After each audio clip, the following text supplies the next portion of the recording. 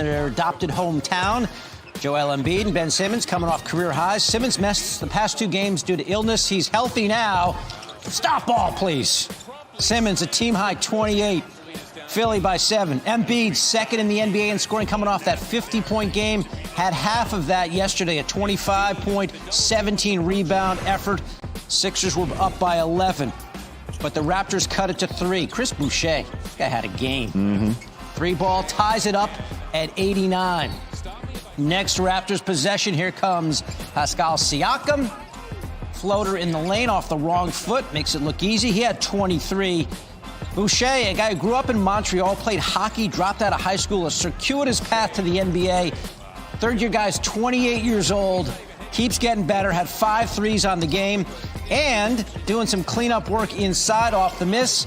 There is Boucher.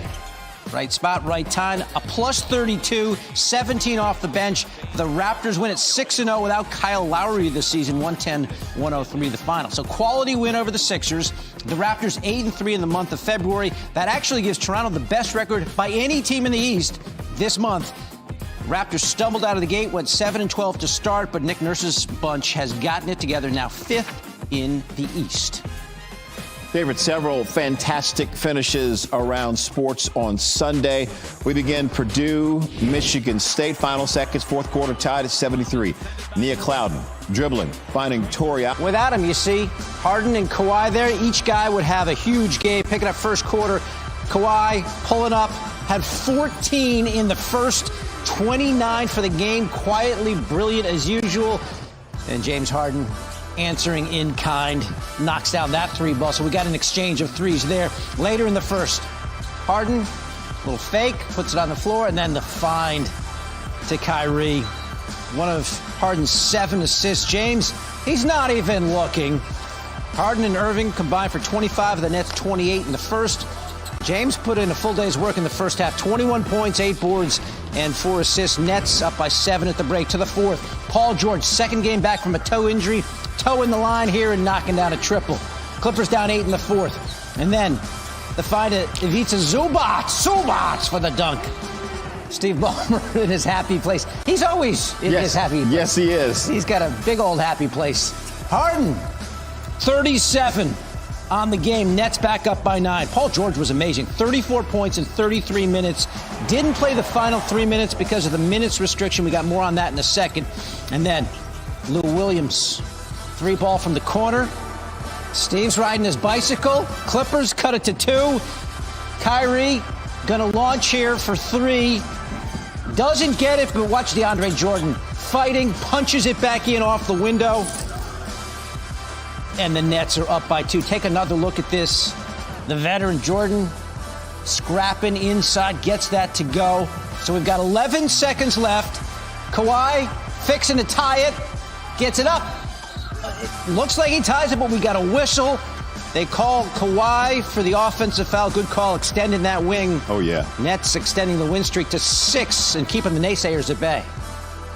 I think for the time being, winning 6 in a row, all it does is just keep the world silent for a little bit and then, wait until we kind of hit a bump in the road and then it's what's going on with the Nets. So I think we just take both polarities and just stay the course. And the destination is making it to that main stage and earning our way there first and foremost. It's nothing's given.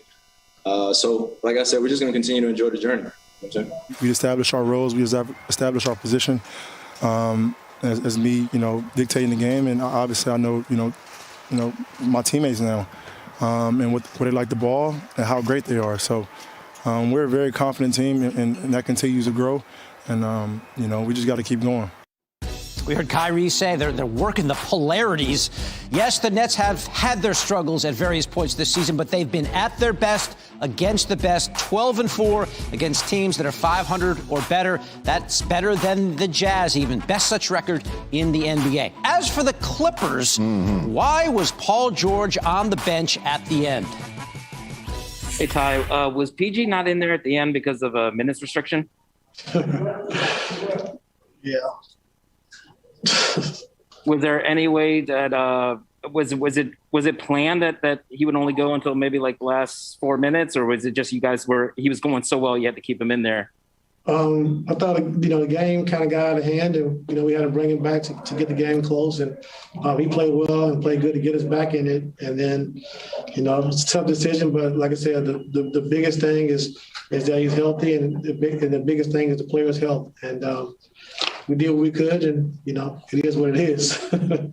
Hey, PG, you really had it going in the fourth quarter there. How hard was it to not be able to play those final minutes due to the minutes restriction?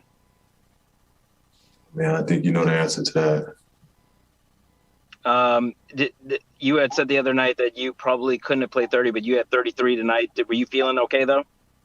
I was ready. I was ready to go. I wanted to keep going. He wanted to be in there. So what about the Clippers' plans for Paul George? Our analyst, Tim Legler, on why a minutes restriction for George feels a bit arbitrary, maybe a bit rigid for the Clippers star. More on that coming up. I think you know the answer to that, David. Yes. I think you do. Pelicans with the largest comeback in franchise history Sunday. It was classic indeed. Zion and crew hosting the Celtics. New Orleans down by as many as 24 midway through the third quarter, early fourth quarter. Lonzo, layup, no. Zion put back, yes. Bench loving it. Pelly's down 11. Zion with 10 rebounds in this game. Over 4 minutes to go in the fourth. Pelicans down 3. Brandon Ingram ties it up. 98 all. BI with the game. High 33. 2:30 to go in the fourth as the fans go crazy. Tied at 101. Zion gets it inside. Lays it up. He had 28. Big man move from the big man. Pelly's up 2. 16 seconds to go. Celtics inbounding, trailing 105-104. Jason Tatum gets it, spins, stops, pulls up, jumper. He led Boston with 32. Celtics, 1-point lead, 10 seconds left. Timeout Pelicans. Ensuing Pelicans inbound. Zion gets it, backs down Tristan Thompson, lays it in, and the foul. Strong, just like that little kid. Strong. Zion played 40 minutes. Powerful move. He made the free throw. Pelicans up 108-106. Everyone's in the stands. Alvin Kamara, Saints QB, enjoying the game. Celtics drawing up another play. 5 seconds to go. Tatum drives left. Floater. Oh, Jason Tatum. 2 clutch late buckets to keep the Celtics in this. And we're going to overtime. Tied at 108. Under 1:30 to go in OT. Celtics down 111-110. Off the Nicolo Melli missed 3. Celtics in transition. Jaylen Brown gets it, lays it in. They're up 112-111. Brown at 25. 40 seconds to go. We're tied at 112. Zion drives, kicks it out to Ingram. Ingram doing things. The bench loving it again. The clutch go-ahead bucket. The Pelicans with their largest comeback in franchise history. Comeback from 24 down. They go on to win 120-115. The Pelicans outscored the Celtics by 18 points in the fourth quarter and overtime. That came after they were outscored by 29 in the final period in their last game. The 47-point increase in fourth quarter and overtime scoring differential, that is tied for the second largest improvement in consecutive games in the shot clock era, which dates to 1954-55. As for the Celtics, here's Brad Stevens. Listen, it's enough of a trend. It's enough of a concern.